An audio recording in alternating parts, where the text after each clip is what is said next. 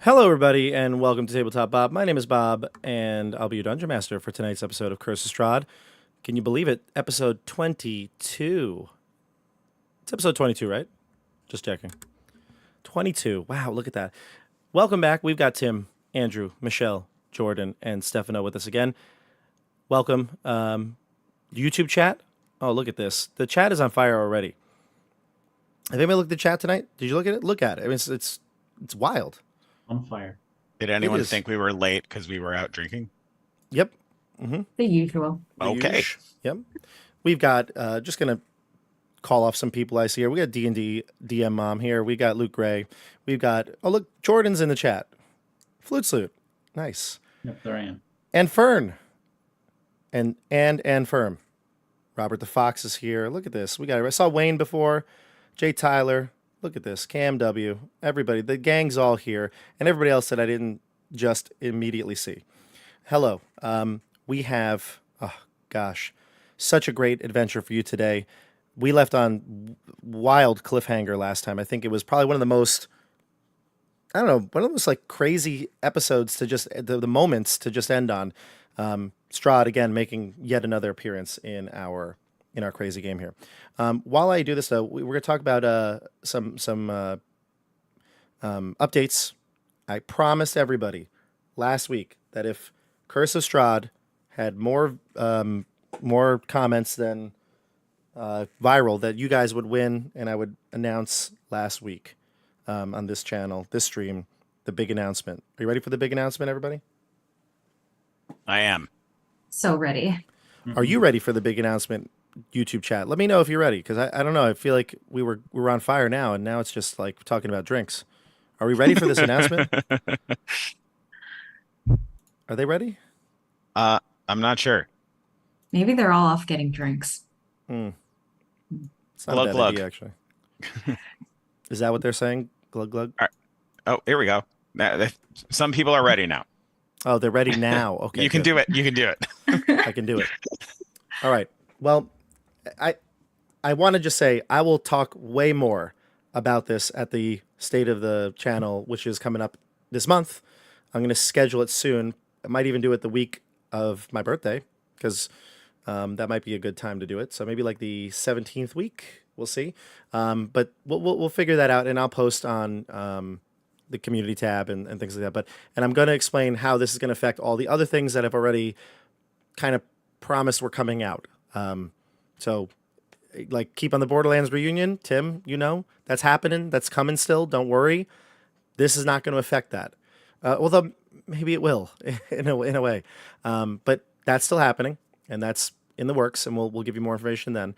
But we are going to be doing Vecna, Eve of Ruin. Everybody applause. Go ahead. I don't have like an applause button. I need like an applause button here. I don't think I have a knock. I have knocking sounds. Let's take a picture of that. All right, there we go. Good. So, Vecna, Eve of Ruin. If you don't know, this is like the newest 5e adventure. And I'll be honest with you, I had no intention of running this when it came out, or when they announced it, like earlier this year, sometime in like February or so. They said this was coming out.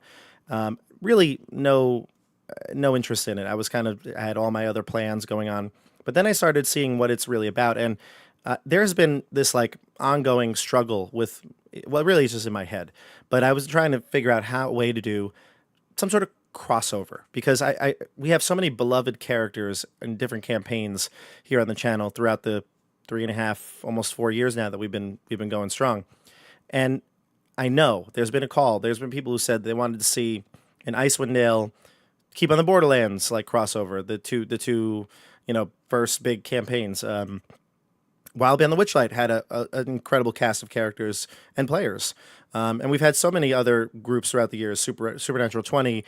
We had Spelljammer and all these different games that we played that were like 5th edition games. And this, I think, after reading about it and finally, getting the book and reading it myself, I feel like this is the adventure for that ultimate crossover. It's going to basically be the heroes of Tabletop Bob trying to stop Vecna in some way. And I'm not going to give too many spoilers or anything about the plot. I might talk about that in the state of the channel, but more to come on this. But just know that your favorite characters from the beloved campaigns will be appearing. This is going to be canon in our tabletop universe. And I'm hoping to get many, if not almost all, of your favorites back. Sorry, Stefano. Julius will not be joining us, though. He's dead. Yeah, so he's not coming back. But everybody else, there's going to be at least every person on the channel will be reprising a role at the very least. So there's going to be a lot more to come, more information about this. But it's going to be I don't know. I feel like I'm going to go pretty hard into this and modify it, tweak it. There are some things I don't like about it. There are things I love about it.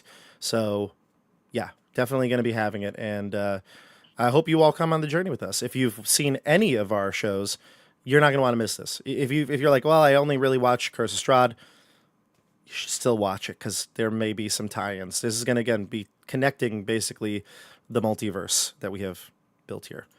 Anyway, okay, so that's my shameless plug. Let's switch it over back here. How are you doing, everybody? And Jordan, welcome back. Thanks for coming back and playing Casimir again. Yeah, thank you.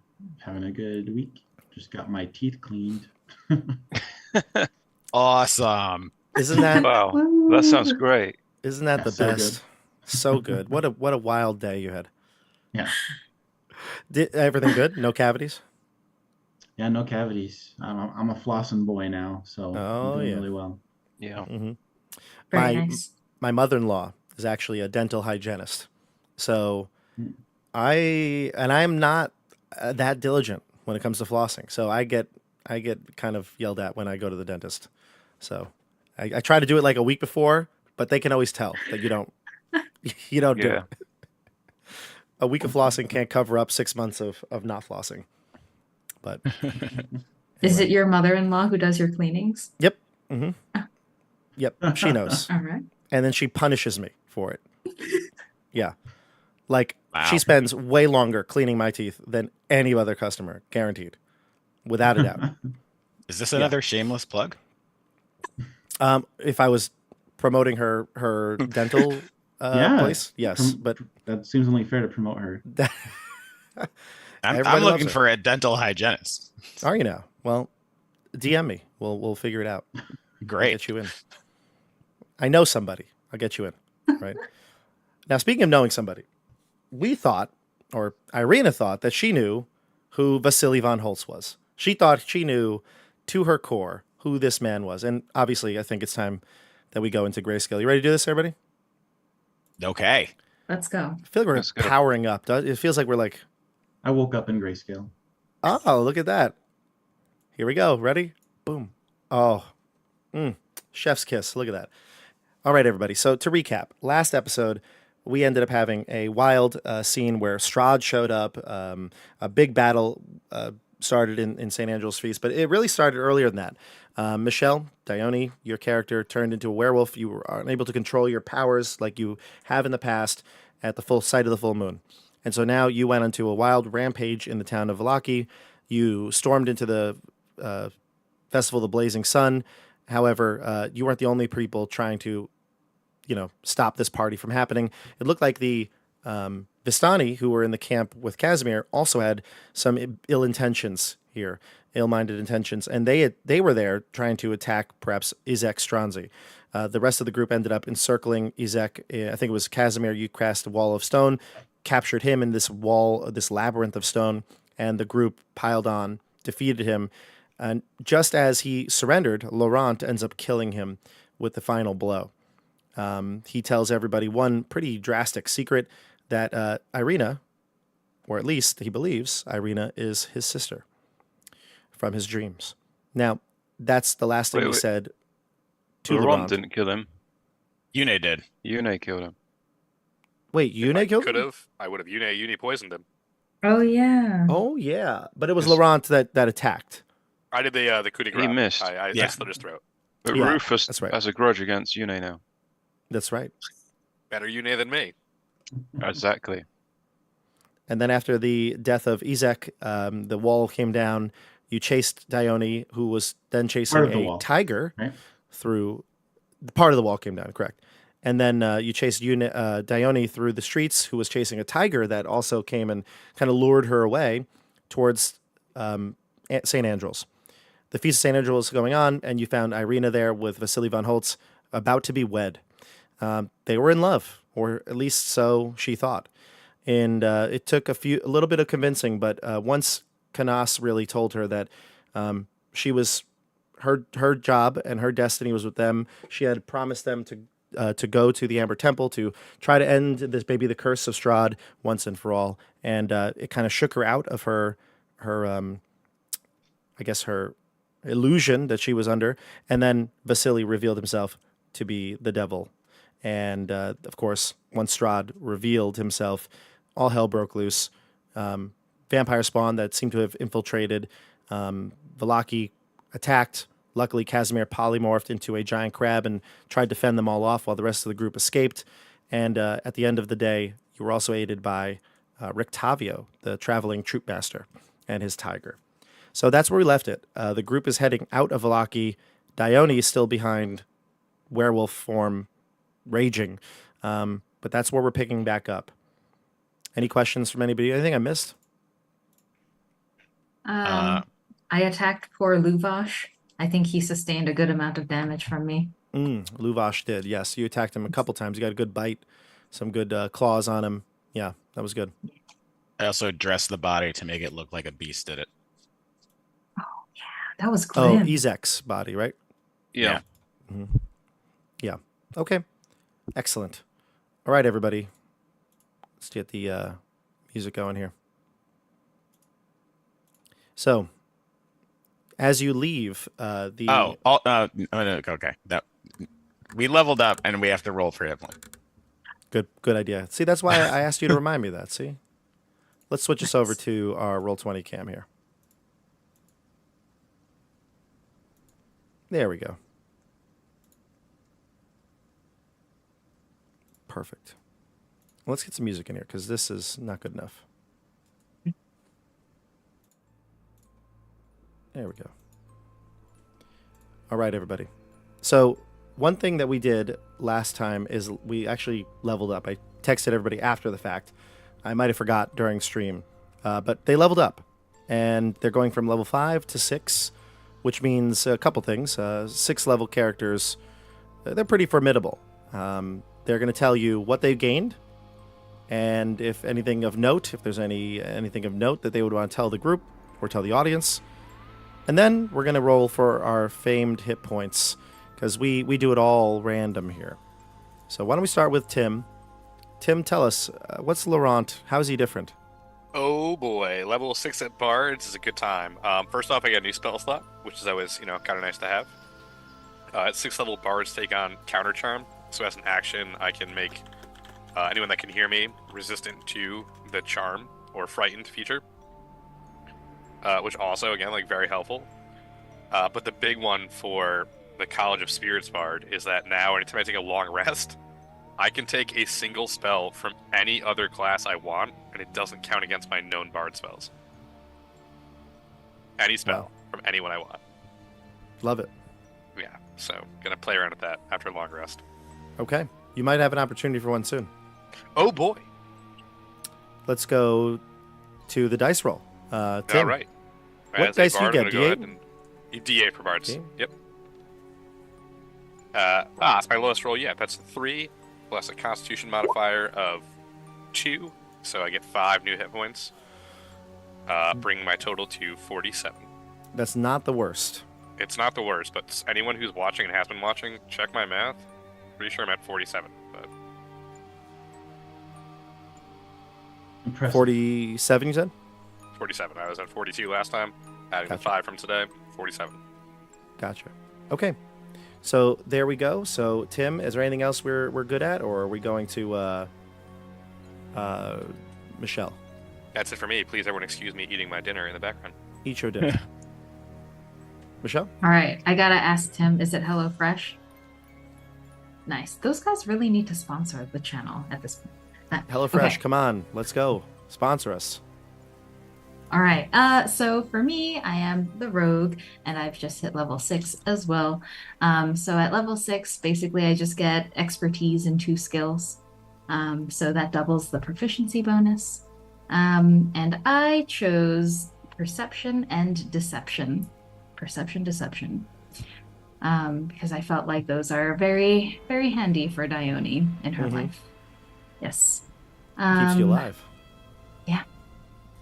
And that's about it. Nothing else changed. Yeah. So Hit points, though, will change. yes, indeed. And I haven't been rolling too hot with hit points so far. So please. Please, Okay, dice let's- gods. Please. Okay. Oh, a 5 out of a D8. Not bad. That's Not bad. very solid. You could be very happy about that. Yeah, so I get 6 extra hit points adding. Oh, wait, no. What's con? Yeah, plus 1 for con. Mhm. So that brings me up to a total of 37 so far. Awesome. And then Jordan Casimir is our NPC, so he's not leveling up. But he's pretty powerful in his own right, and we're going to skip you. Unless you want to roll a dice for fun. I'll roll dice for fun. Roll a dice for fun. Let's see what you would have gotten. Okay. Let's see it. Oh, it's a good thing you're not leveling up. A 1. Get that out of Ugh. the way. Yeah. Yeah, get that out of the way. All right, Andrew, you're next. Okay, so I've gone to a level 6 paladin. Level 6 paladins get aura of protection. The best. Players The should be best. aware of this. Anybody within 10 feet of me gets +2, which is my charisma bonus, to each and every one of your saving throws. Wow. So stick by me. Wow, it's one of my favorite abilities. I love it. It's so paladin-esque, and it's 6 levels, a great level for paladin. I am the linchpin. Yeah, you can be. Give us that, infamous D10 roll here. Alright, because I've been under average, this time I've done it a different way. I've typed the command in, which I think the computer Dice will favor me. gods. Let's see. Let's go, dice gods. All right. Oh, It's not the worst. it's not the worst, but it's 2 off what it 2 off the 6 plus 2, which is the standard. Yeah, it's all right. That's okay. It happens. It's okay. So what's your total hit points at? 47. It's the same I'm as now- Laurent, isn't it? I'm now 5 points off what I should be if we weren't rolling. Next Not time that you're I going to get that did that. 8 and you're going to make up for everything. Yeah, well, I'm rolling a d10, so Oh, you're going to get that 10 and make up for everything. yeah, I need a 10. That'd You be need a great. 10. That'd be great. All right. What about Stefano? You want to roll? You want to tell us what you got? Sure. So I got a something from my celestial patron called Radiant Soul. Mm. So I will now have resistance to radiant damage, which Ooh. of course we're going to be encountering all the time. But when I cast a spell that deals radiant or fire damage, I can add my charisma modifier to that. And I do Sweet. have radiant spells and fire spells. But if it's an AoE, it only applies to one of the targets. Okay. Nice. And that's it. And I got another spell. I just took Hex back. I didn't know what to take.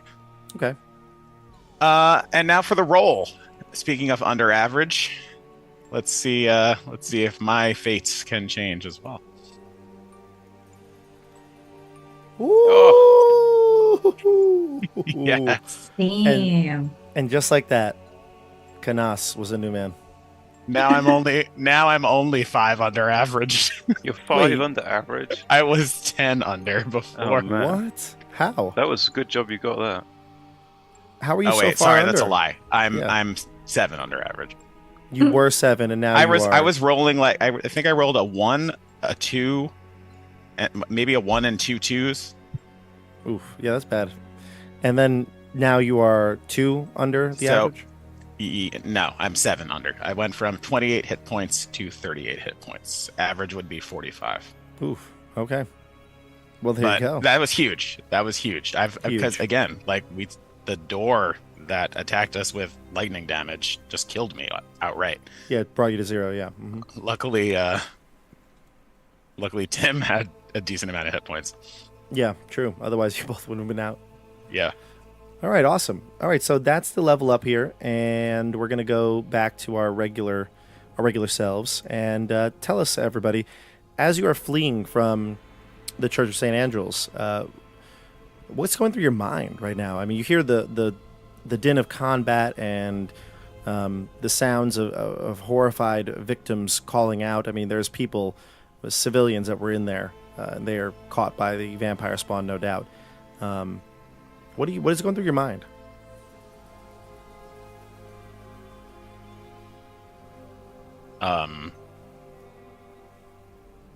Well, I'm thinking about what Rictavio told us, that we need to meet up with him we need to meet up with him later because he seems to be incredibly powerful because he's able to hold back Strahd and his minions.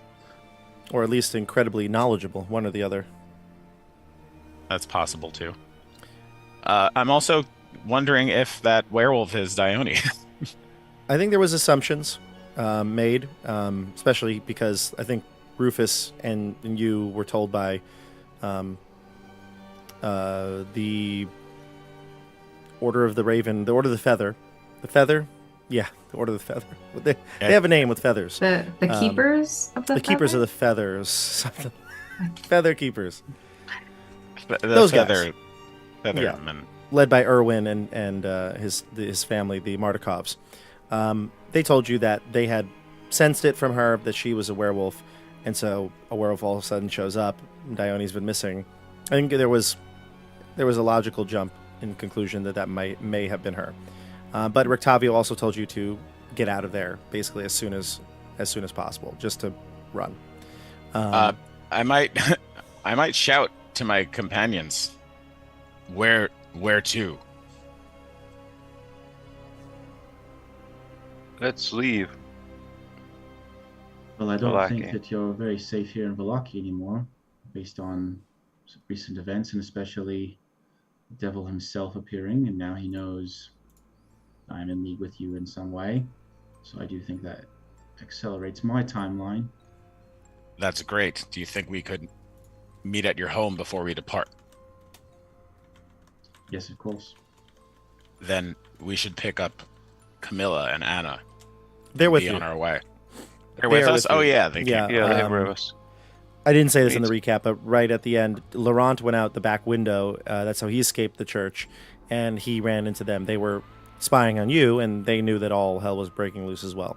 So they ended up going to around the back of the church, but meeting up with you again once you got to the street.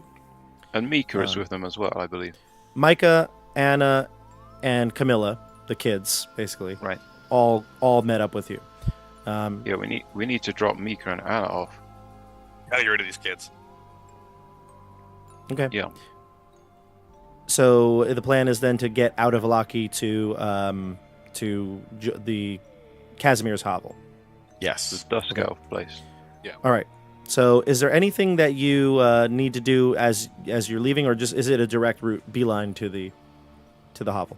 I think considering all that's happened and the fact that Strahd is in town, I think we should try to get there as fast as quickly as possible. I'd Okay. like to go now, please. So there's going to be no issue as you run towards the west gate. All the guards at this point have been called. They're running to different locations around Vallaki. It seems like perhaps the Church of St. Andrew's isn't the only place in need of assistance. Guards are running towards the festival location because, again, there are still injured people there, and some are headed the opposite direction of you, headed towards the church. Either way, when you get to the gate, there's nobody manning it, and you can easily open the gates yourselves and exit. Once you do, it's a short 30-minute walk to the hovel. So you get to the Vallaki encampment. You see the Vallaki tents up on the hill there, or not Vallaki, the Vistani tents up on the hill. They're abandoned. It seems like everybody there is gone, though the structures still remain. And you finally get around the other side to the hovels. The Dusk Elves actually seem to be congregated outside of their homes. They're looking at you as you approach, and they welcome Casimir first. Hello, boys. I think we're going to hasten my errands to the mountains with these ones, but they need to leave some of their allies, you could say, here with you. I need to get them some warmer clothing. Let's see. Who's your BFF? Who's your best Dusk Elf friend, Jordan? Oh, that would be Stenson. Stenson. He's the one who maybe looked after the kids the first time when you went to the Wizard of the Wines. Hmm. He'll come up to you. Stenson is mute because he had his tongue cut out, but he's very reliable, and he'll never tell your secrets. How does he communicate then? Signs, or is it telepathy, or?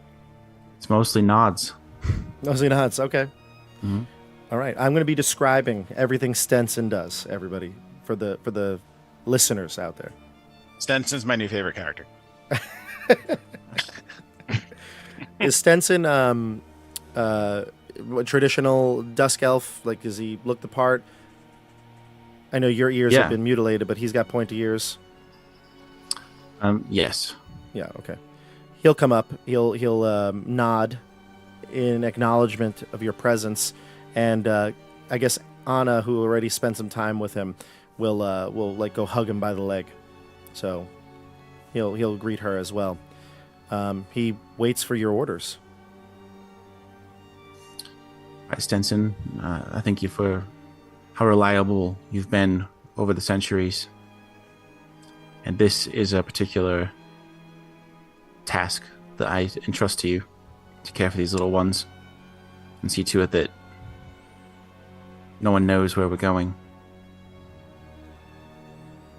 He nods, and he'll again like kind of put a finger to his lips and pat the kids, Micah and Anna, on their head. He'll lift them up and just like pass them off to different Dusk Elves as they go and bring them to one of the more the far away, more secluded structures. Anna will give her big sister a hug and a kiss before leaving. Micah will also hug Irena as well as the rest of you all before going in. Micah now speaks relatively well. He's like a 5-year-old, so he speaks pretty well. And, he kind of assumes that Irena is kind of like his mom. So he calls her mother and wants to know when she'll return. And she promises him that she'll be back very, very soon. And then the kids are taken away. Stenson also comes back after getting the Dusk Elves kind of organized. And he's going to give each of you thick wool cloaks. He gives it to Casimir first and then motions for you to explain. All right, we've been preparing for such an outing. These are hard to come by, so please be good to them and don't neglect them. It gets very cold. I'll start handing them out to everyone. There won't be one for me, and I'll say I'll be fine. Mm-hmm. Do we have any rations that we could take? I could get you some food. I could do with some torches as well. Let me see what I can scrounge up there. If I try putting on the wool to fit over light armor, perchance. The cloak? Yeah. Yeah, it could fit over whatever you're wearing. Mm-hmm. Awesome. Mm-hmm. This effectively is going to count as cold weather clothing. this thick wool cloak that you're going to be given. As Casimir mentioned, the trip that you're taking is going to be to the south. You're going to a place called Mount Gacchus, which is, the elevation will cause it to be pretty cold. Before we go, you like to talk about destiny and such, and you think that there was some kind of prophecy about me being your ally. Was there anything else to that prophecy? Not that I buy into it, but I would like to know what y'all are on about. Let me flip back about 10 pages. And at this point, we can say that the party is maybe going to be resting here at the hovels. Great. Does that sound about right? Yeah. Yeah. So why don't we do this? Fine with Mark me. yourselves down for a long rest. Dione, you can too. I know you're not with the group right now, but you can mark yourself down for a long rest as well. Sounds good. Thank you. I'm going to do Song of Rest before I forget, so I'll tell Sure. everyone how much HP in a second.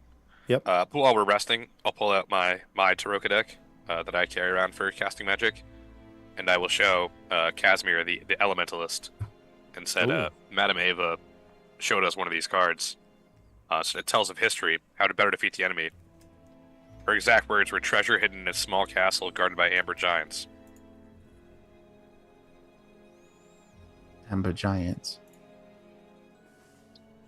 And then I'll pull out the Seer card.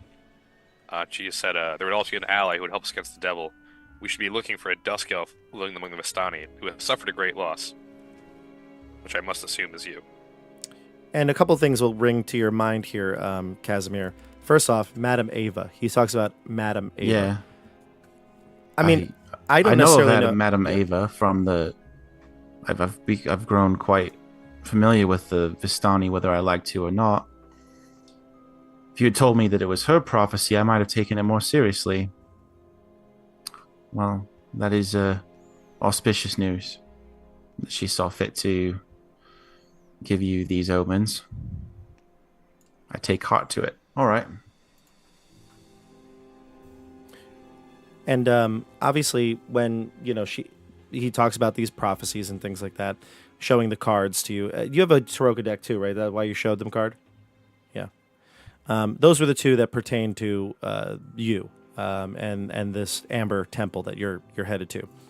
I also have one other thing I wanted to mention here, and I'm just getting my notes up. But let's see here. I mean, obviously, you told them all that you feel like the Amber Temple could be the way to break the Curse of Strahd, which is something that Irena has been looking into as well, right? Something she's really interested in as well. And as you're taking this long rest, and Tim, did you end up do the mechanical stuff, the Song of Rest and the dice roll? Yeah, it's just 3 hit points. I see in the roll 20 it rolled 3 times because I wasn't paying attention. It's just 3 extra hit points for everybody. That's okay. Yeah, so when you bring up this idea of destiny and this auspicious meeting, Irena kind of gets up from the table that you're sitting at. Your hovel's small, but I mean you can all fit in it. It's like a tiny one-room apartment. She'll get up from it and she'll go towards the door at the talk of fate and destiny. She looks really troubled. I mean, obviously she's went through some traumatic stuff. So she gets up and heads towards the door and opens it. And she just says, I just need some fresh air. And she steps out of the hovel.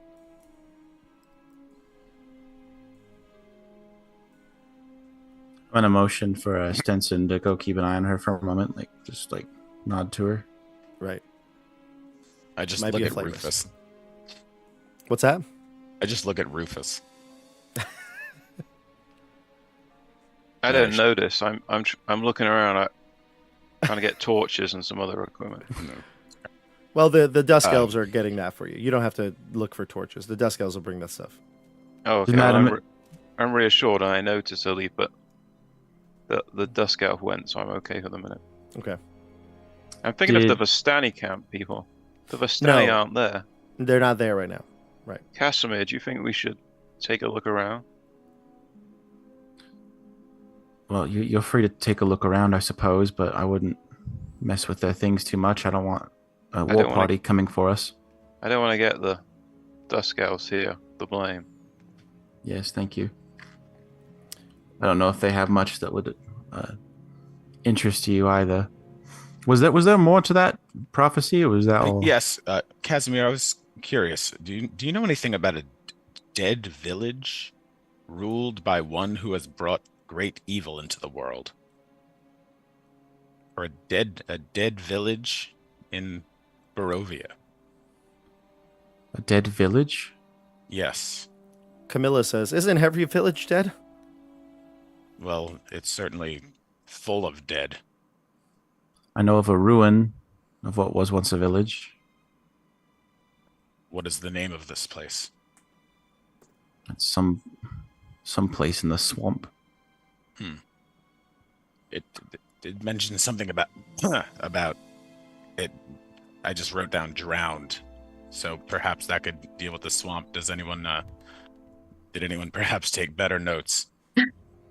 Well, I'm not like physically in this conversation. Oh, yeah, but that's a good point. But my notes, I did write dead village drowned by a river.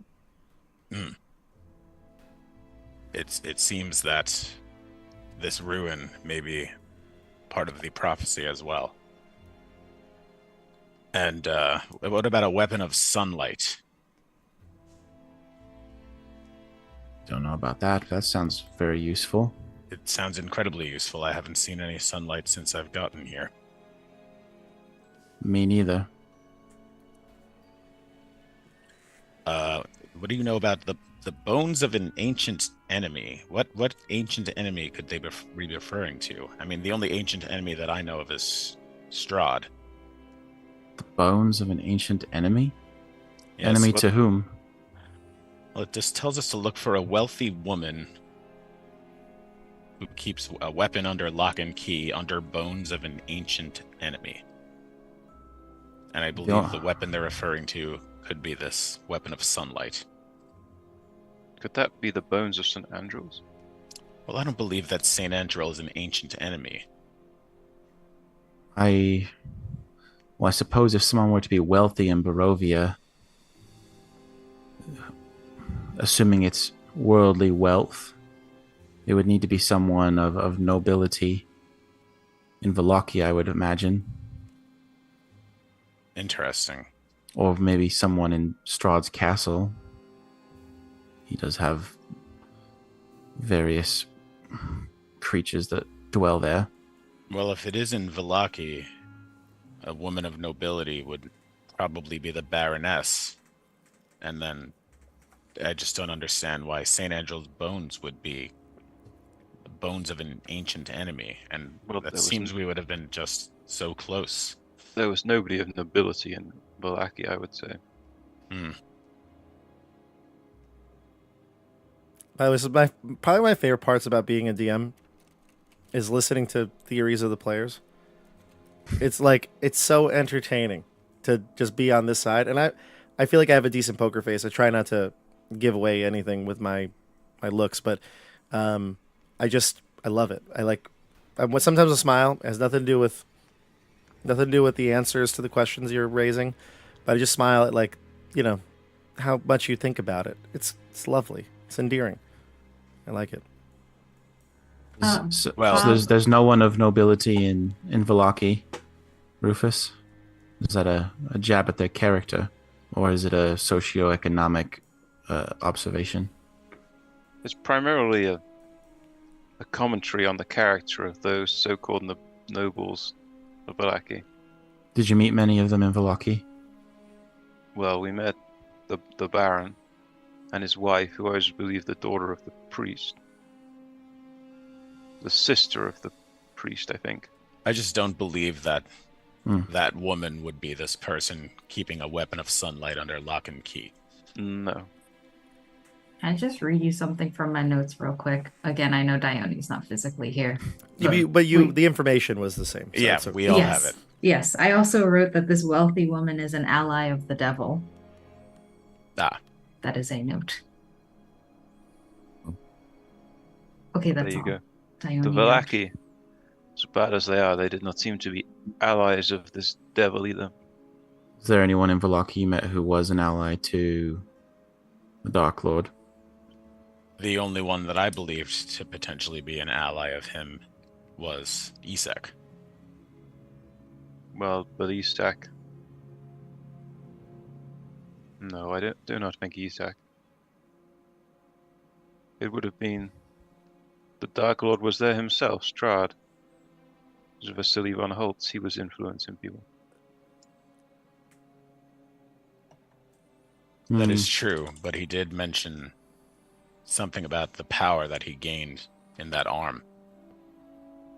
Well, if it's an ancient enemy, an enemy to whom, but they're an ally to Strahd, I suppose it would be an enemy to us and those who ally against Strahd. So, safe to say that Madame Ava is on to someone who has a history.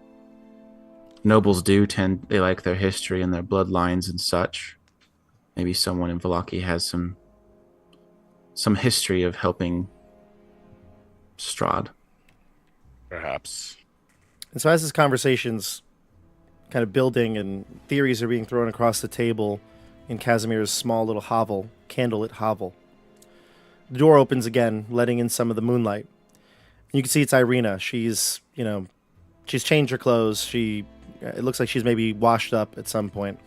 And she comes in, and you can see she went and made a little change.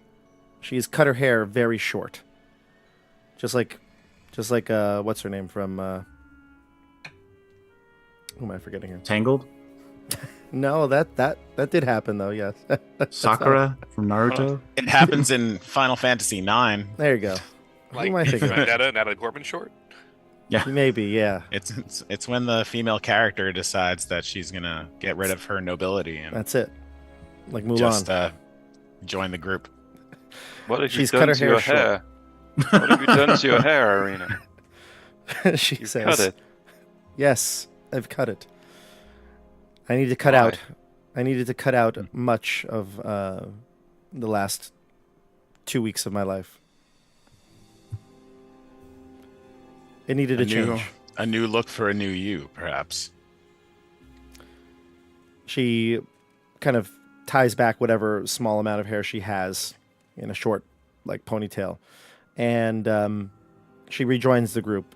And she stands at the table that you're all sitting at, this little tiny table in Casimir's hovel, and she says, "I don't mean to sound repetitive, but I thought I was at my lowest point when we left the village, and we left my brother, and we left him to the devil.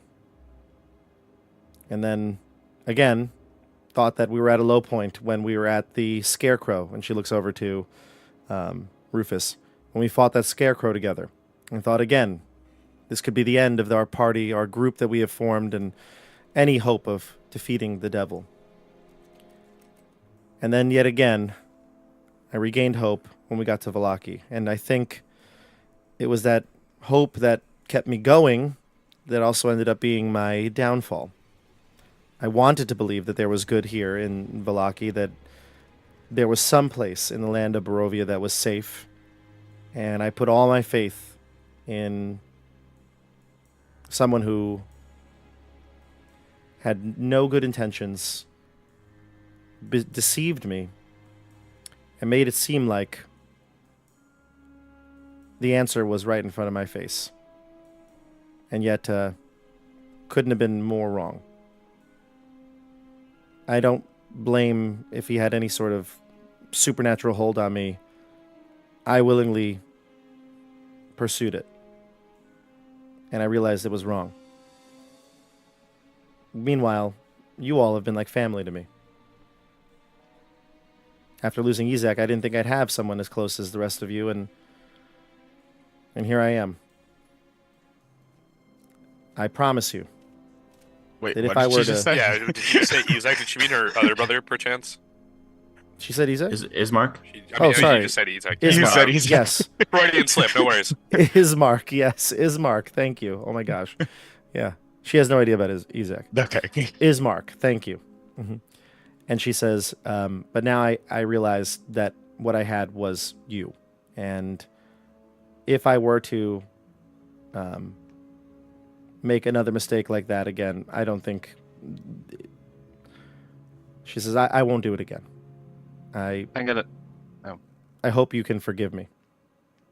I'm gonna grab her hand, and I'm gonna say, "Old John from Sweeney Compton used to say, hope is the first step on the road to disappointment. But I would say, you should have faith, and faith fills us with purpose. It fills us up and drives us to great deeds. No great story was without its dark side." And I look around at everybody. Thank you, Rufus. I look back and receive temporary hit points, I hope. Yeah, you do. You all receive, I think, 7 temporary hit points. Of this. Oh, what an inspiring leader. Are you level 6? Is it 8? Is it 8 temporary hit points now? I believe it's 8. I am looking it up. Okay. That's awesome. I just thought he was a horny old man that we were going to use for his money. 8 temporary hit points. Nice.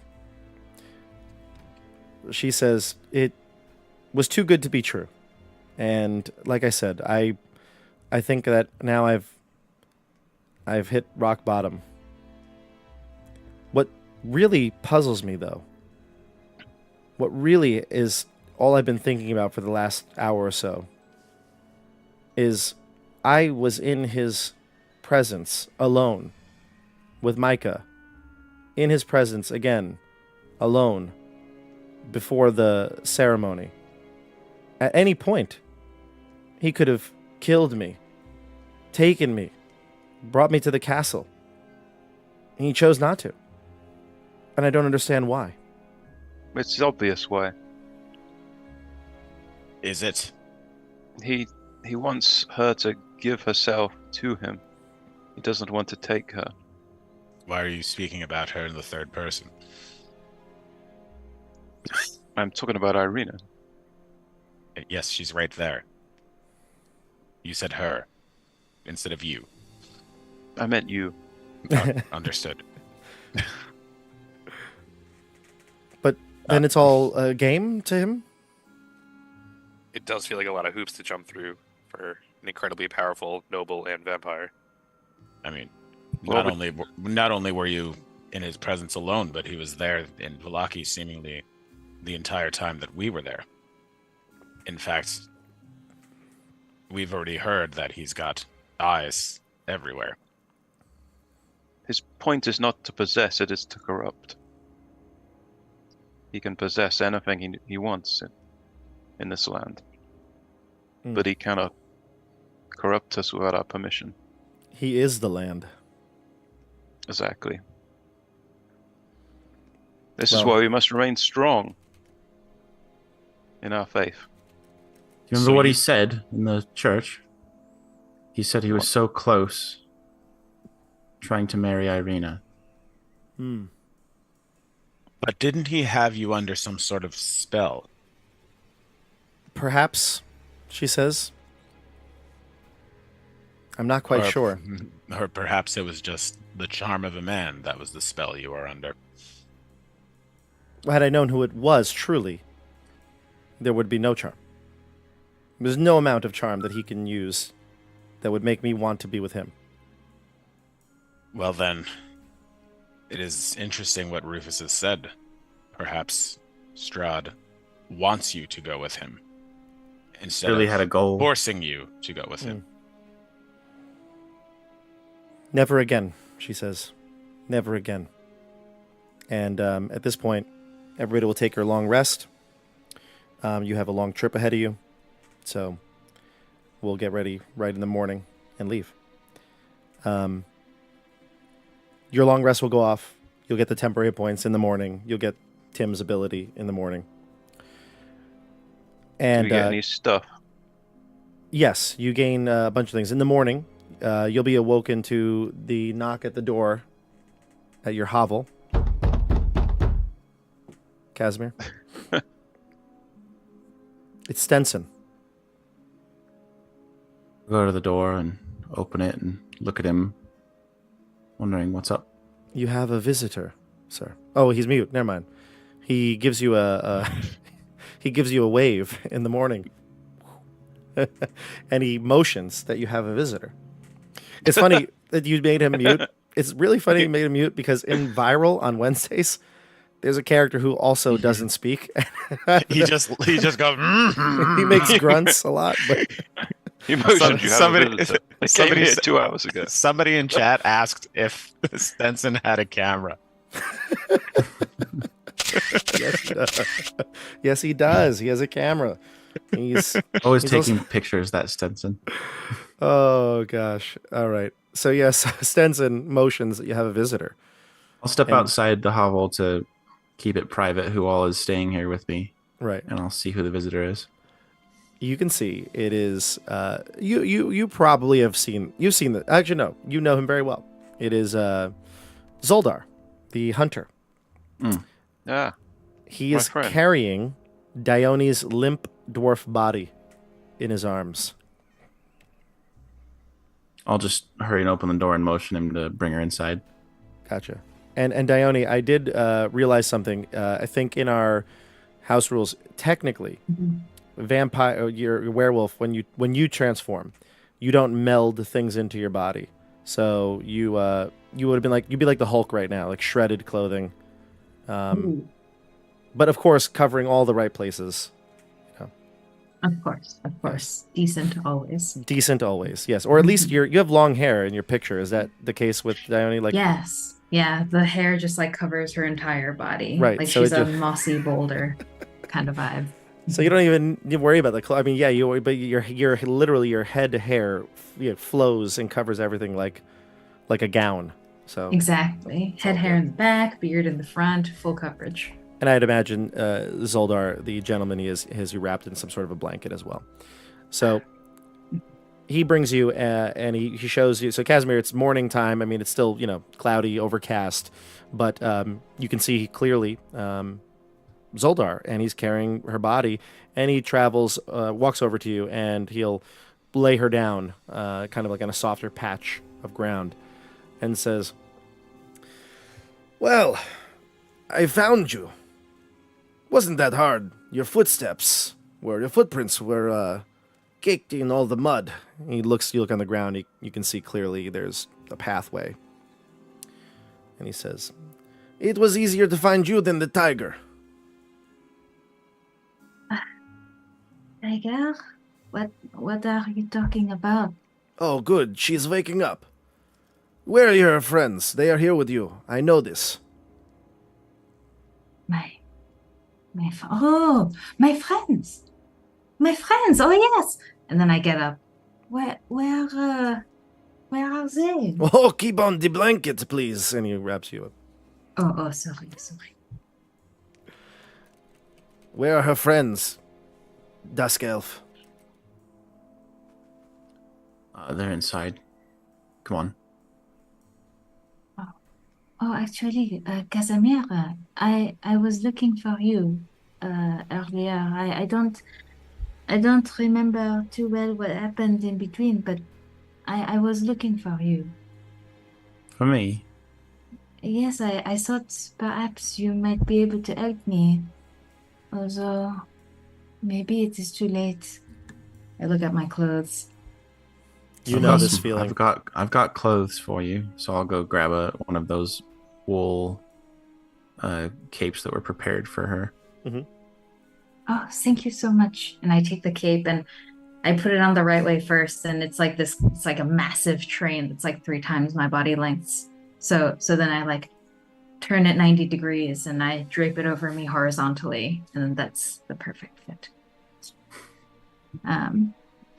Casimir, actually, I wanted to ask you if there are any safe places where one could secure themselves. If I needed to be isolated and safe away from just other people. Well, I think where we're going, it'll be as isolated as anywhere I could take you in the valley. Okay.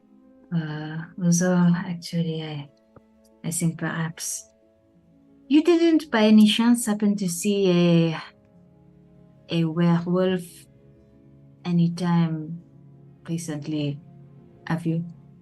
Oh, I've not seen a werewolf recently, but I know that they have some kind of den to the west. There's quite a few of them. Okay, this is good to know. But thank you very much for this cloak, and I fasten it around my neck. Mm.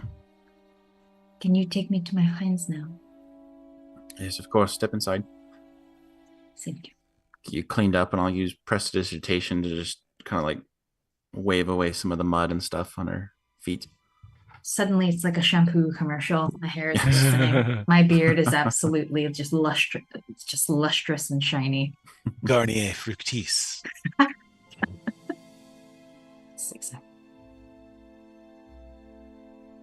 All right. Canas would be up early. It's dawn, 100%. The sun is up. You can see clearly what's happening here if you step out of the hovel. I mean, Casimir's been gone for a few minutes, so if you step out, you see what what's before you. Do they have coffee in Barovia? It's a great question. Probably, No. but it would only be the very wealthy people who'd get it, or people who are in league with Strahd, because the Vistani bring it in. Mm, All right. Well, then makes I'm sense. drinking some sort of hot liquid. You might have like root tea or something like that. There it is. Root tea. That's what Yeah. I'm having right now. Hot brown water. The best. Dusk elf tea. Okay, so Canas, you walk out, you see Casimir, you see Zeldar, you see your friend, Dione. What do you do? Dione, you are... How did you get here? I brought her here. I tracked From- you all. Easy to find. Did you bring her from the church? I heard all the screams going on last night, and my wife made me go out and check out the danger. So I went to see what all the commotion was about, and I saw this one on the floor at the end of it all, after all the carnage. Near the church, but not inside. What happened in the end? Well, it looks like the city was attacked. We had vampires in the church, if you can believe it.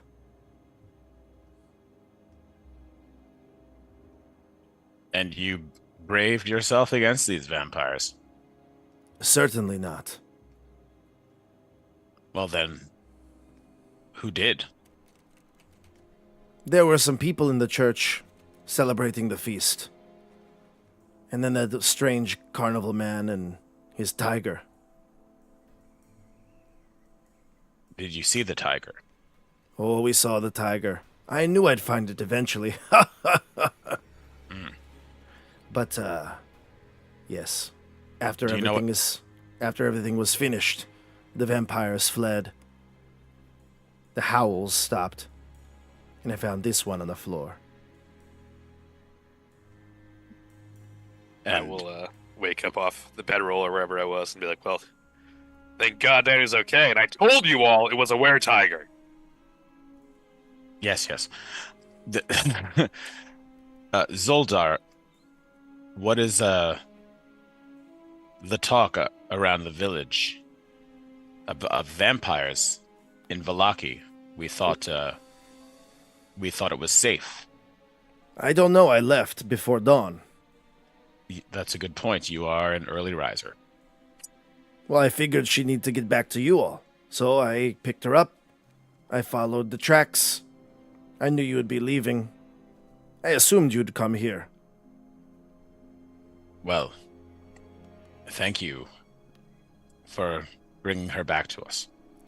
I have one last question for all of you. Yes. Where are you going now? And don't lie to Zeldar. I chose not to bring Evgeny. He is a family man. He would not be willing to go after such a catastrophe. I think we already mentioned Castle of Amber to him. I don't think he even though you said that, I don't think he knows like the plan, where it is. So We're going to a cold place, a high elevated mountain. You're going to tempt Mount Gakis. Is that right, Casimir? I forget the name. That's right. Though, Zeldar, I don't believe you've been hired for this outing. Not yet, usually I the haven't. curious sort. Not yet, I haven't been hired, but if you're going to go up Mount Gakis alone, without a guide, that would be very foolish. And how fortunate you are here. Will you come with us? Well, a very busy man. You see, Looking I to can... cut out Yevgeny. Well, Yevgeny is, like I said, family man. He would not be available for this because, well, with all the dangers in Vallaki, his family needs him. But I'm happy to leave my wife for a time. Well, Zeldar, it was a pretty hefty fee for the trip to the Wizard of the Wines. I'm not sure we could cover it this time. Well, if you are going to the Temple of Amber, I believe there are treasures involved. Is that so? Perhaps I get a portion of the treasure. You know of the temple, Zeldar? Only rumors. Ghost stories.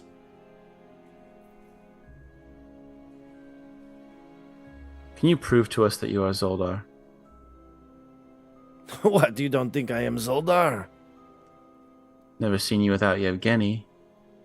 And you seem quite knowledgeable of ancient secrets. I'll prove to you that I am Zeldar. And he brings out he takes out a flask of a very strong alcohol. And he pours it on the table. And he says, or he pours it into a small little glass. He takes one of your glasses. The dirty one, probably from last night. He'll take it. He'll fill it up. Smell this. And he motions to you. It's like some horrible, whiskey. Oh, I can smell it from here. Oh, terrible. I'll smell it. You smell it. It's pretty potent.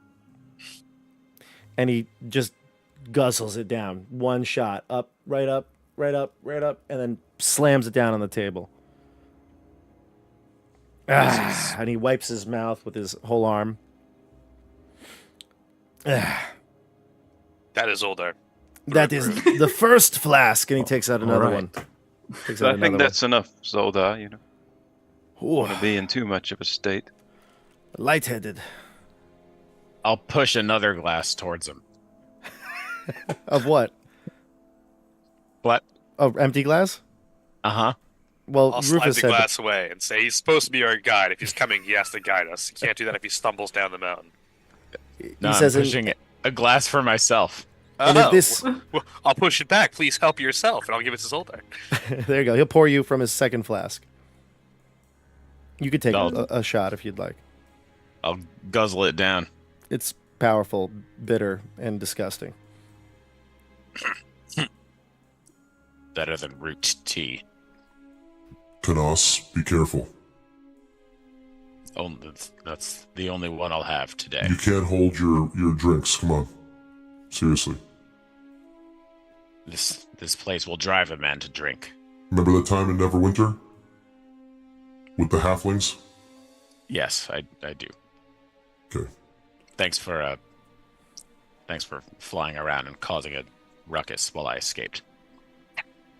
And Zeldar I'll take it one step further, my friend. And he recounts in great detail your trip to the Wizard of the Wines. Small little details that nobody else would technically know. Meeting the old man, seeing him change from raven to human form.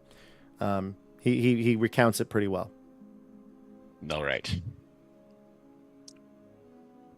Laurent was sold on the shot. So was I.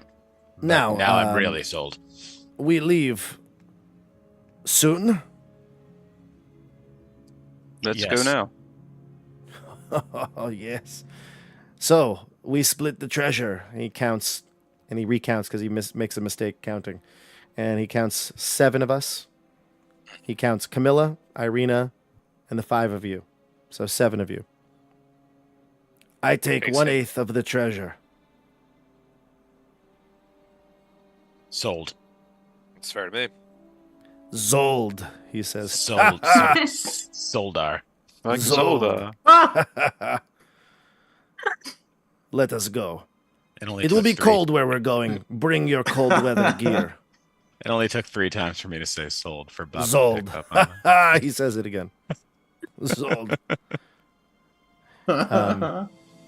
To prepare you all, he starts talking immediately as he starts to walk. Like he's just starting to move. Like nobody else is ready. You haven't eaten breakfast. You haven't done anything. But he's ready to go. I'm ready to go. I'm ready to go. No, wait. Casimir, did you manage to get me some torches and some rations? Anything else? Stenson brings up all the stuff. He's got rations for a week's journey for each of you. The Dusk Elves have been foraging and collecting and preserving, drying meats, things like that. He's also got, he gave you the cold weather cloaks and some climbing gear. And torches. Nice. You asked for torches. So everybody can get like 2 torches. Who's got the silver dagger again? You have it. Wait, no, I think I have a silver longsword. Whatever we just took. You have what you got from Isaac. Yes, I wrote it down. Give me a second. Irena and Camilla come out of the hovel and they see Dione for the first time in quite some time. So they run over to you and give you big hugs. Camilla says, "Oh, I thought we'd lost you." Oh, yes, I had to step away for just a day or two, but thank goodness we are reunited. And I give them a big hug in return. Irena looks at you, and once Camilla steps aside, she says, "You really scared us. What happened to you in the coffin makers?" Something came up, and I had to just attend to something outside. I just kind of mumble for a moment, and then Isaac found me, and there was some complications, and I got held up. Anyway, When you're ready to everything is talk, okay. she says, "I'll listen." Thank you. And then she gives you another hug and moves on if you want to move on the conversation. I guess it just Dione will just say, I'm very glad you are okay and no harm came to you. Thank goodness. Me too, she says. It was a close one. Just for continuity here, you remember almost like a fever dream things that have happened. Minor details you might pick up on, but like big picture stuff, you don't really know what was going on. Like you can decide exactly what you know, but it's like just a fever dream. Okay, I've been operating under the assumption that Dione doesn't really remember everything that happened. And she's Yes, kind of like, exactly. what? Mhm. Yeah. Mhm. Cool. All right, so the group gets ready and is heading off towards Mount Gacus. While you're traveling, Zeldar is going to start talking to you all. I'm going to give you a little bit of information, and then I'll let you discuss now that you've got Dione back, because you probably have to debrief and talk with her. But let's switch over to our Roll20 screen, and I'm also going to change our map. So let me do that really quick. Zeldar says, "You see, the Mount Gacus has some creatures and people that you should be afraid of, very afraid." Go on. Switching over right now. Oh, there are wild folk that live up in the mountains. We may What sort of encounter folk? some. The barbarians. Were they not also under the sway of Strahd? They are so far from civilization. I do not think Strahd cares about them. And what sort of creatures? Creatures, well, Anytime you leave the paths, you risk running into things that go bump in the night. Ah, very specific. Well, luckily we're headed south and not north. There won't be as many werewolves. He looks towards Dione's direction.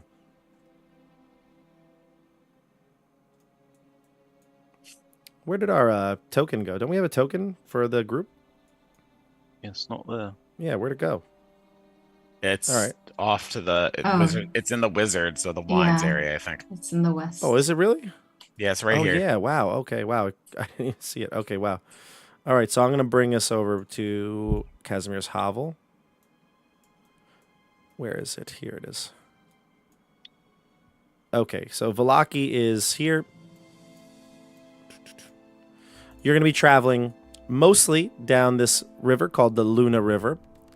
And then when you get towards right about here where the river forks, you're going to actually cross and go around this way off of the path because Mount Gacchus is down here. So he's going to take you and travel all the way, kind of this path. I'll draw it on the map for you.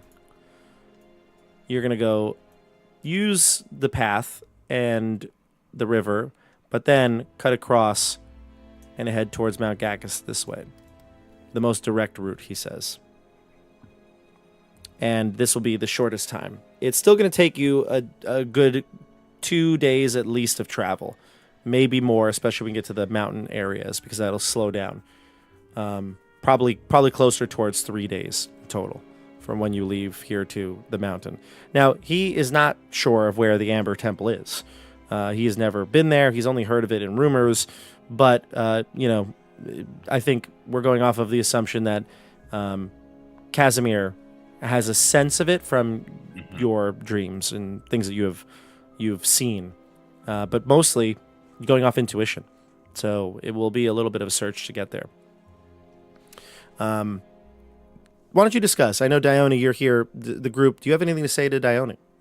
Well, I'd like to give the silver dagger to Camilla if nobody's going to be using it as kind of She'll a rite gladly of take passage to join the group. Silvered short sword too. But I don't want or need. Coming a little low here, Tim. What'd you say? I've got a silvered short sword that she can have Oh. also. Gotcha. Do short swords have the light tag? Yeah, they do. So she can I double feel like attack. Dione could probably use that. Anyone can have it that wants it. I really don't use my martial weapons, so it's just an extra short sword. I also have a hand crossbow with 20 silver tipped bolts. Anybody? I mean, I can keep it. Keep it if you need a ranged attack for any reason. Yeah.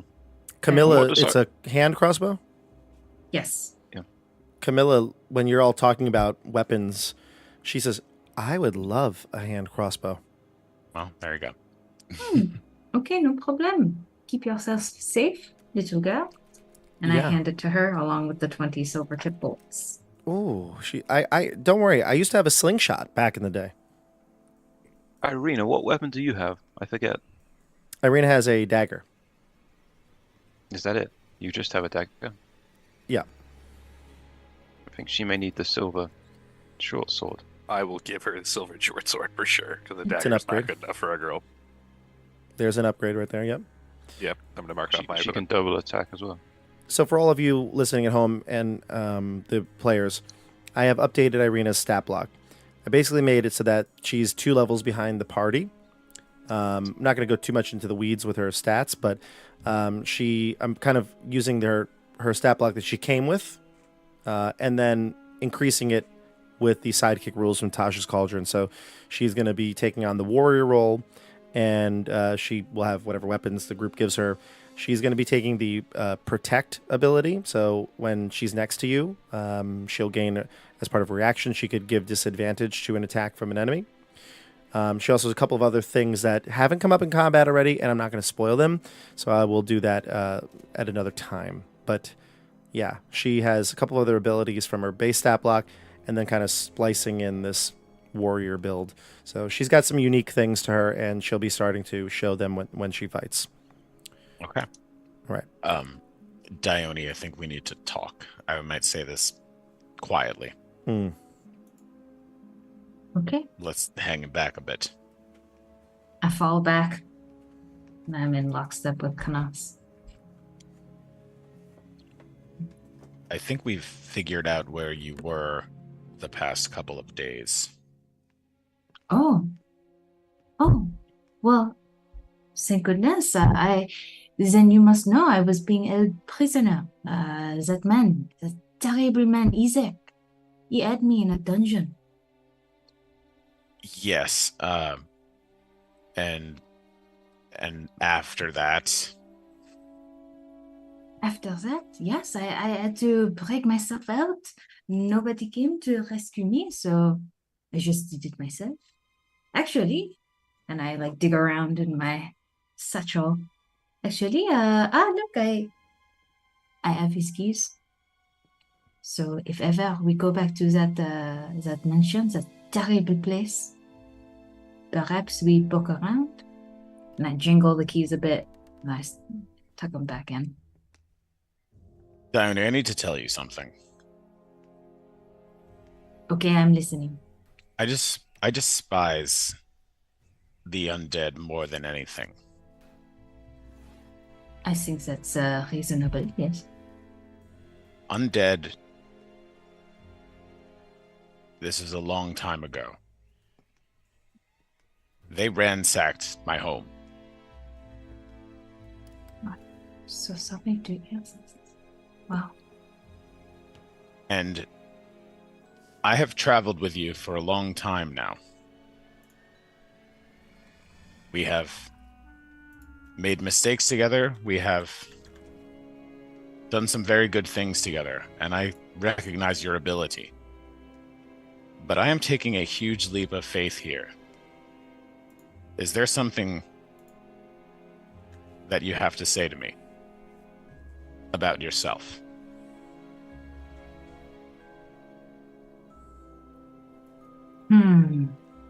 And I kind of get an inkling now of what might have happened, and I look up and Bob, is it like one of those days where you can kind of see the moon even though the sun is out? Like, am I able to get a sense of what the moon is like right now? I'm going to say no, but No. at the same time, this has happened to you, on so many occasions. I think you know. Okay, yeah. Okay, Canas, I think I understand what has happened here. Did you see it yourself? Or, We did. yes, sorry, this is quite difficult. I actually have never spoken to anyone about this, but yes, I change with the moon. When it is a full moon, yes, I transform. I just so you know, this is something that I was born with. From a baby, I actually received this from my mother. That was my next question. Yes. It was also not her choice. She did not choose this either. This is actually why I have come here. In the beginning, I told you it was because I was hunting werewolves. The truth is, this curse destroyed my family. I come from nobility, much like our inspiring friend, and I gesture towards Rufus. Actually, my life was much like his when I was very young.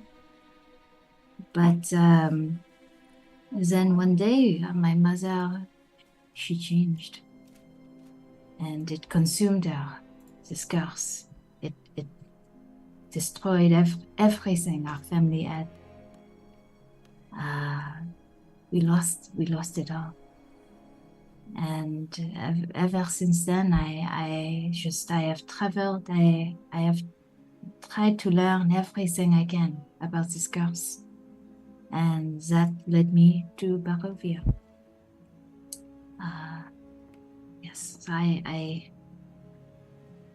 my worst nightmare is hurting people who do not deserve it. That is why I ran away. I did not want to hurt any of you. And I'm sorry that I came so close. I ate that.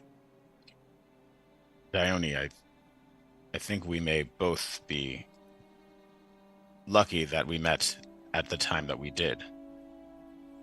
Because if I didn't know you for who you are, and only what I may have thought what you are, I may have tried to kill you myself. But perhaps after learning that you are a person inside,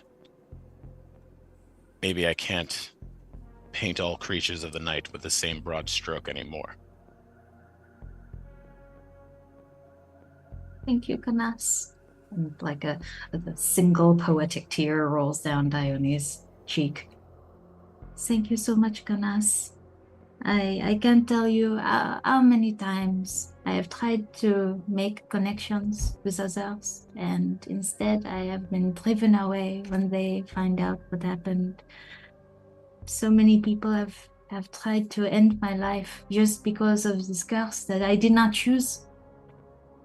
Thank you, Canas. Thank you for seeing the person that I am, and not simply what I am. Give her your shoulder to cry on. Go now. Unite. Don't Be a good friend. Do it now. unite too much in one day. You give her your shoulder. She doesn't know I'm here. I'm invisible. You're fine. Wait, is this out loud or telepathic? It's totally out loud. No, telepathically. I'm speaking out loud. Oh, you are? Okay. Oh, Dione, come here, you. I assume this is also telepathic. No, this is now out loud, and Yune appears from her invisibility imp form. You haven't seen, I think, her in imp form, have you? I think was originally in imp form. Oh, okay, right. And when I you think I first saw her, showed them. I think I showed them the imp form maybe in the village. You see her in imp form, and she will fly over to you and give you a big old hug. Oh, Dione, I'm so happy you're okay. It's okay. Your secret is safe with us. Oh, thank you. And Rufus and Laurent. And probably Casimir too. Although it was strange that he mentioned he hadn't seen a werewolf. I also told Camilla. Okay, well, you shouldn't have done that, She asked. All right, well, okay. I guess we all trust each other impeccably at this point. And Zeldar probably knows too. Who? Zeldar. Zeldar probably does know. In fact, you should probably go introduce your true self to Zeldar. Okay. No, not you, Dione. I'm talking to Yune. Zeldar, I am here and I am free. Sorry, I still get confused sometimes. Sometimes I think Yune is more of a detriment than an asset. Hey, come on now. Darn it, did I say that telepathically by accident? I'm useful. Incredibly useful. Just don't turn me into a rat. No more rats. Imps and ravens, only for you. So, the party, as a touching moment, actually, I really feel like I want to give both of you an inspiration point. Go ahead. Both of you an RP inspiration point there. Wow, thank you. So, at this point... Does inspiration stack? Yeah, it stacks. Oh, yeah, it up does. to 3, Yeah. right? You can have up to 3. You can have the 3. Sweet. And I think Rufus is at full, because you've got the journal going. Every week, Rufus, by the way, if you want to tune in to Rufus's journal, you can see every week. You had a really poignant journal entry this week. It's in Discord. If you go to the Curse of Strahd chat, you can see Rufus posts his journal entries week to week. It's actually I look forward to them now, Andrew. I don't know if you know this. I look forward to them. Oh, well, I'm glad. I kind of like doing them. And I think a lot of the fans actually do too. A lot of people go into Discord and they read it. I know Dasha is really big into it. So You know, more kudos to Rufus's journal. All right, so at this point, Zeldar takes charge. He goes on and recounting tales of the good old days, him and Yevgeny, and the ride, the journey that you're on with him is smooth. He ends up taking you, in montage form, day after day, going towards Mount Gacchus. You stop at the edge of the river. You stop again at the base of the mountain, and on the third day, he's heading up the mountain with you. And so at this point, you wear cold weather clothes. As you increase in altitude, the temperature drops. In fact, the temperature is below freezing after not very long. Once you get up to a certain height, there's snow all around you, and the temperature is below freezing. In fact, as you're approaching what you would think to be, maybe the next peak or summit, the temperature dips significantly. So much so that even through your cold weather clothes, you are shivering. Everyone needs to give me a Constitution saving throw. You have advantage because of your cold weather cloaks. Do they get? Are you going to give them aura of protection because they're around me? But not everyone would be in 10 feet. But it's like a sustained effect, so I'm not sure. I think they actually would and could be within 10 feet. Okay, well that makes sense. Knowing that they're cold and being near you you're like a lucky pendant, they might.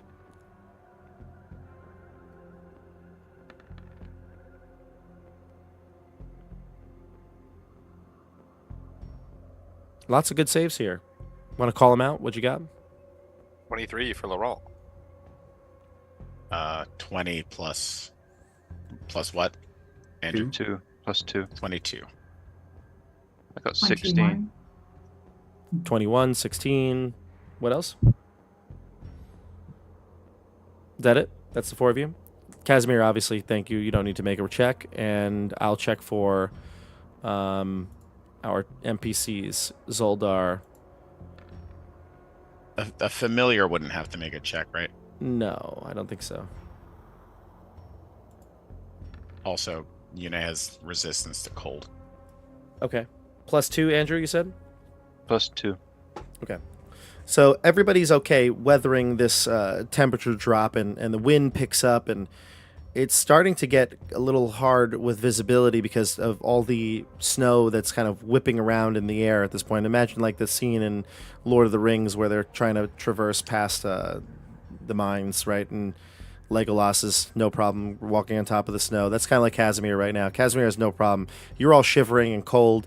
Casimir, can you describe how you're feeling right now?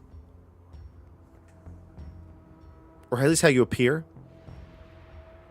I just walk in my normal clothes. I didn't change into anything specific for this other than making sure I'm wearing good footwear and everything. But I would like to, once we get up to the bridge at Salenka Pass that goes over the river, could I point something out to them? Yes, I did actually completely montage that, but yes, we can go back to that if you had to do something, yeah. You all were asking about the swamp, and I'll point out to the north, like the river, it's probably difficult to see here from all the mist, but the swamp is down that way.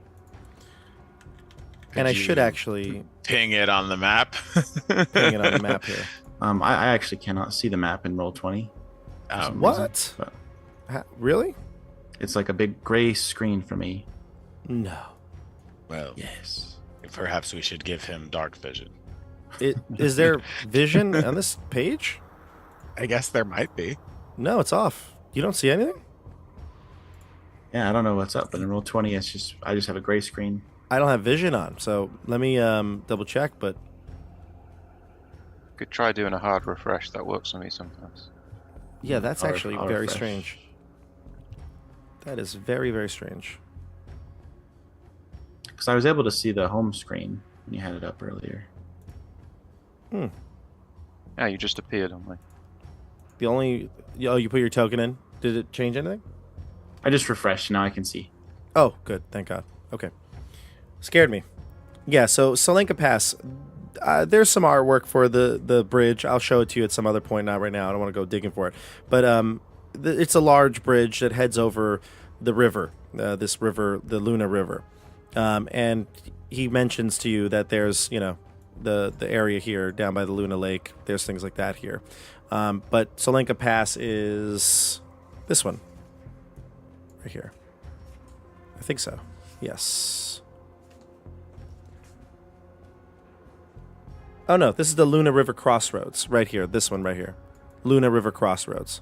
Okay. It's a large intersection. Basically, you can see there is signposts here that kind of point different angles. Like you would see, like this way heads to Kresk, and this way heads to the Lake Luna, and so on, and things like that. So just a general guidepost, but for the most part, it's uneventful.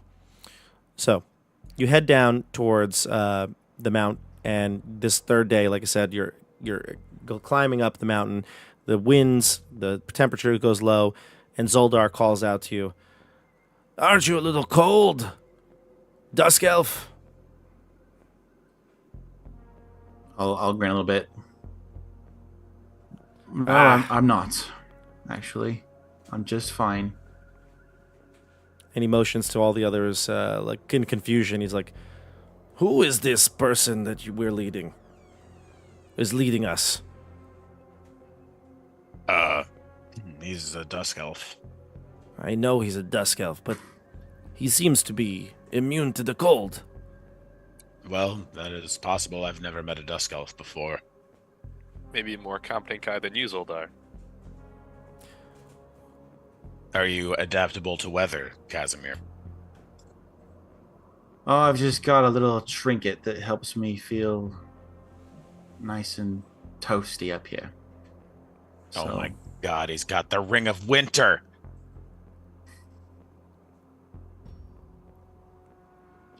Alright. I'm just looking at Bob's face now. The Ring of Winter, it's not Tomb of Annihilation here. I don't know. He might not have that. Yeah, he may have a different treasure than that one. Yeah. So at this point, it gets really hard to see, but with the wind whipping up all the snow, but you can make out one thing through the low visibility here. Through the snow, you can see a skeletal war horse and rider, both clad in ruined chainmail. The skeletal rider holds up a rusted lantern that sheds no light, and it's just almost like meandering. The snow doesn't affect it at all. Like this skeletal horse and rider are just having no issues traversing through the snow, but he is holding up that lantern and kind of like peering out, looking, ignoring you all, like not even pointing in your direction, but looking around through the snow. Question for clarification: when you say skeletal, do you mean like it's a literal skeleton, or like so thin I can see its ribs? No, it's a skeleton. Mm-hmm. Oh, I hate it. Thank you. I attack it. No, not yet. Okay. He's probably 50 feet ahead of you in whoever's in front of or I guess it'd be Casimir. You're in front of the group. I'll just keep walking. And as you approach, you don't know if he's doing this on purpose, but he keeps his 50 feet distance. So as you move further and progress, he continues to, again, search for whatever he's looking for about 50 feet up. What about you? What is Normally do you know what happens. this creature is? No. Let's not let it slow us down, though. Yeah, and unfortunately, living in this area, things like this happen all too common. It's strange that it's paying us no mind. Mm-hmm. Is it so strange? Are we near the temple? The Amber Temple?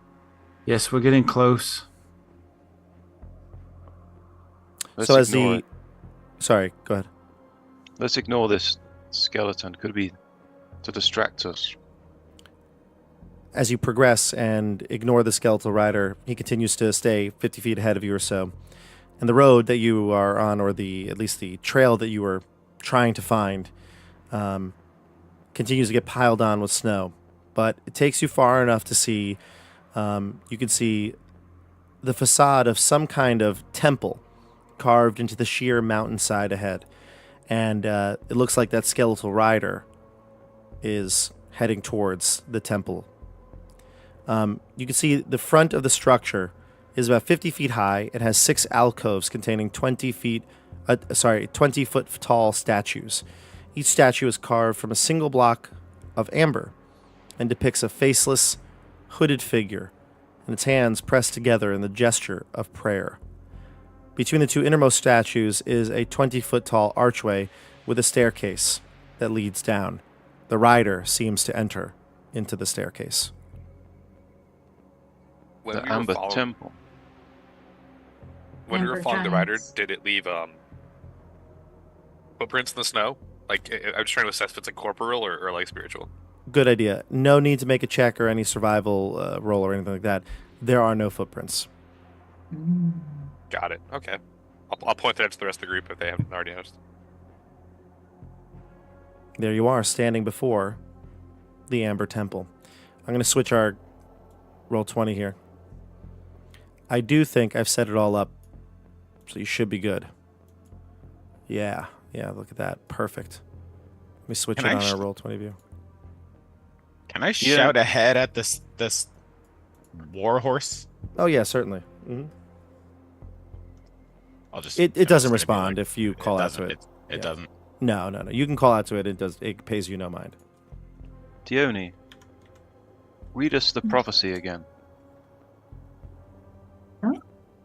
The prophecy. Let's see, and I'm like skimming through my notebook.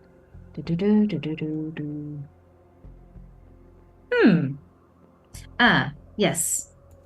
This was the 5 of Staffs, Elementalist, which tells us about history and knowledge of an ancient known enemy. The treasure is in a small castle under a mountain, guarded by amber giants. There will be an item here, which will be useful to us. I think one note there is that we should be wary of any giants inside this temple. Well, it must refer to these statues made of amber. It seems they are no threat to us. So at this point, since we are on the map, you can move your tokens. We're out of initiative order or something like that, so there's no necessarily structure to this. But tell me where you want to go, what you want to do, and move your tokens. I won't screw you over and tell you you stepped on a trap. Ooh, not there, Tim. Unless Not there, we Tim. step on a trap. Not there, Tim. Oh, I would want to lead the way through where the skeleton thing went. Sure, that would be this opening right here. You can actually see it, probably even from your vantage point. There's a stairwell that leads down. At this point, Casimir, he hasn't been cold this whole trip, but he stops and he looks like he's shivering, like he's frozen. Then he takes a breath, and then he keeps walking. What's What the matter, Casimir? What happened to that trinket of yours? Oh, It's just, it's not the cold that bothers me. The cold never bothered you anyway. Correct. That's right. But this place is drenched in dark forces and evil. Can you not feel it? Yes, it seems like there's something about this place that you just can't let go. when he says that and the words echo through all of your ears, that there's a sense of evil here. As you approach the stairwell, you feel it. Especially, I would say, Andrew certainly feels it. And Canas too, actually. I think the two of you feel it more than anybody else. The temple has a sense of great evil, and it chills you to your core, even more so than the cold. I start shivering as well. Mm-hmm. You see the stairwell there, Andrew. Rufus, I know you were running to the entranceway. Well, I'm striding purposefully. Yeah. You can see icy steps descend 10 feet into the time-ravaged hallway. There are arrow slits on the walls, Beyond the hall lies a vast sepulchral darkness. You'll need torches here if you need to see. Obviously, Dione, Canas, I think Casimir's good. But most of you, Zeldar, Irena, Camilla, they all need light sources as well. I also want to make a note that, like, since my dark vision is, I think, functionally 120 feet. Yes, it is. If I see anything that looks like an enemy who would want to hurt us, I would like immediately like throw up a hand signal or something to alert my friends. Luckily I enough, also have 120 feet, by the way. Oh wow, really? That Devil's was your sight. Devil sight, yeah. So the two of you, I didn't upgrade yours yet, I think, Canas, but I from the beginning, Dione, I gave you 120. So literally, your token actually does see like everything you can see. So, Oh, nice. Okay, so I am going to cast light. I'm going to rub the ring on my finger, and it kind of like sparks some eerie light, and then like it beams out. I'm actually going to use that. I don't want to rely on my dark vision in a place like this. I'll ask Camilla.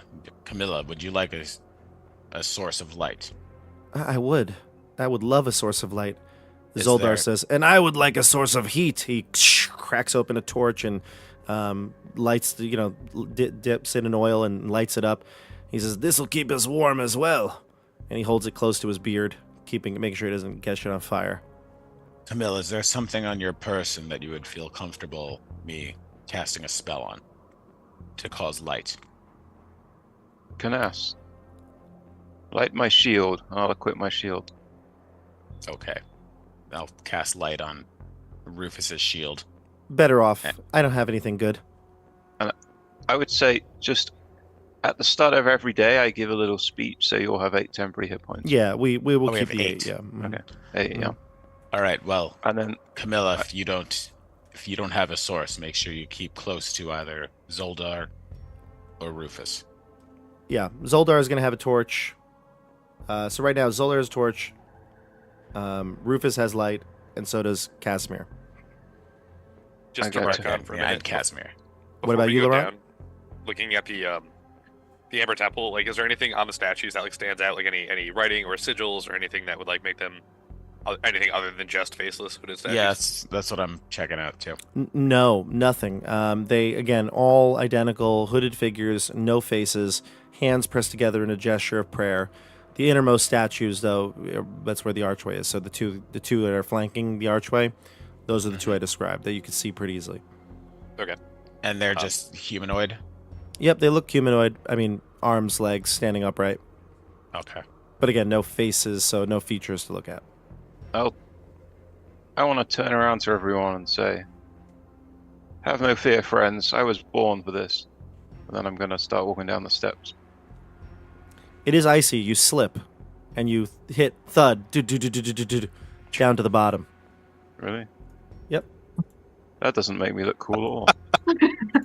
But you're not injured. I am unharmed. Watch out for the ice, friends. For the first time in a long time, you see Irena laugh. She giggles at your clumsiness. And Camilla goes, "That was totally awesome." And she'll slide down as well. Oh, that was more fun than I thought. I'm going to Try try it, to Canas. not slide down. Canas, try it. Yeah, come on, Canas. Slide down. It's fun out here.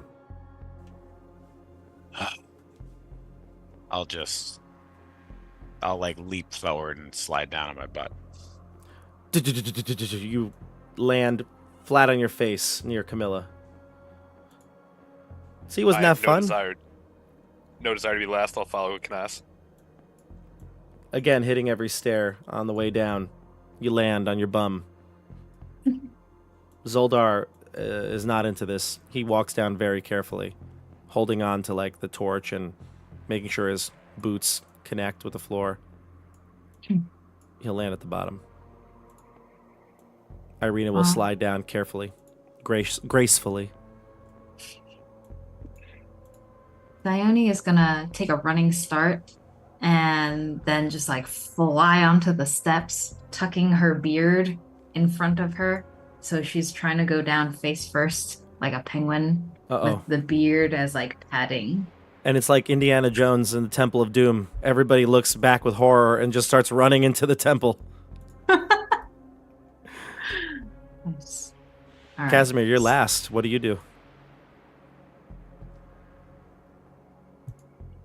I visibly steel myself, and I carefully go down the steps. All right, move your token. Before you, you see a large overlook. A 20-foot wide balcony with black marble with a shattered railing overlooks a vast temple. Black marble staircases at the end of each balcony descend 30 feet to the temple floor. The vaulted ceiling is 30 feet above the balcony. The walls and ceiling are covered in an amber glaze, lending the gloom of a golden sheen. A set of amber doors stands closed to the west end of the balcony, and a similar pair stands open to the east. And I'm just going to widen it right here. You can see the open doors right here and the closed doors to your left. The staircases descend down 30 feet, and it would actually be at your level, but you can see a giant statue, like a 40-foot tall statue, a creature with flowing robes, but shockingly, darkness around its face, like almost like a void around its face. This is downstairs from the balcony. Yeah, and I think at least some of you have the sight to see it down that way. It's this one right here. You can see this cloaked figure standing here. It's 40 feet tall, so it's 10 feet above. Its head basically is 10 feet above where you are. And can we get down there from where we are? Or do we have There to... are stairs. Oh, yep. I see So the stairs. Yep. Okay. mhm. There are stairs to either side, and again, there's two sets of double doors, one open, one not. Before we move any further, if it isn't already clear and obvious to all of you, there's a sense of just impending doom and incredible evil about this place. So take your steps carefully and look out for traps.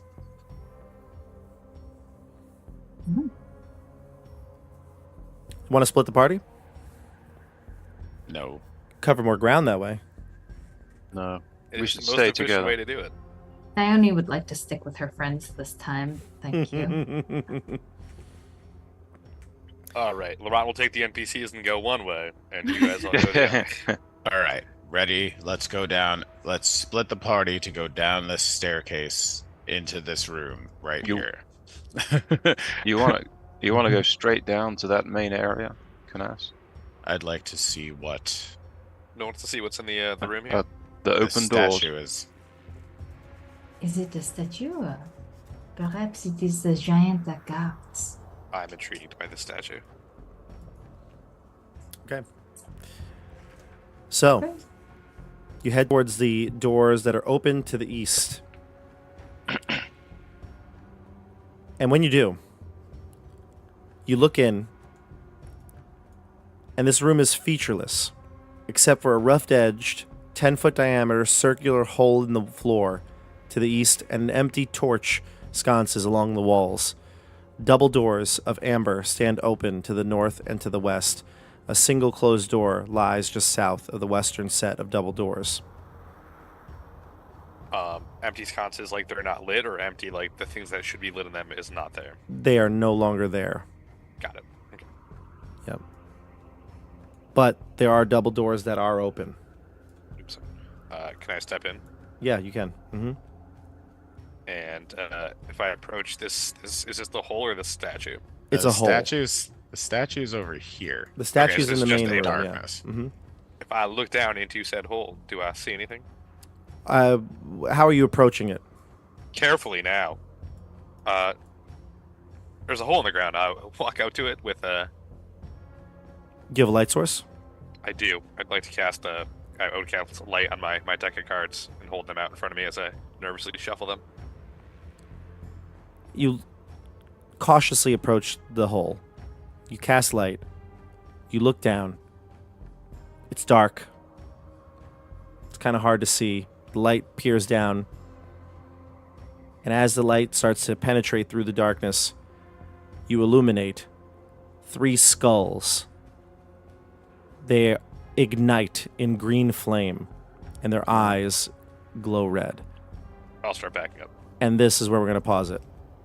All right, Next next time week. someone else can lead. On Tabletop Up, as we enter the Temple of Amber, or also known as the Amber Temple, or Temple de la Amber. Are you excited? This is a big moment. I'm Yeah. scared. It certainly seems that way. This is where the This- game changes gears. Both Stefano and Canas feel like this is the most danger we've been in since the start of this campaign. Well, you know what, Rufus, you want to use your inspiration. I mean, now you got plenty of opportunities to get some advantage rolls here. Oh yeah, we need to do that. There you go. Tune in next week, everybody, as we jump back into our color here. As we jump back into our campaign, more to come on the Eve of Vecna. If you haven't liked this video, do it now.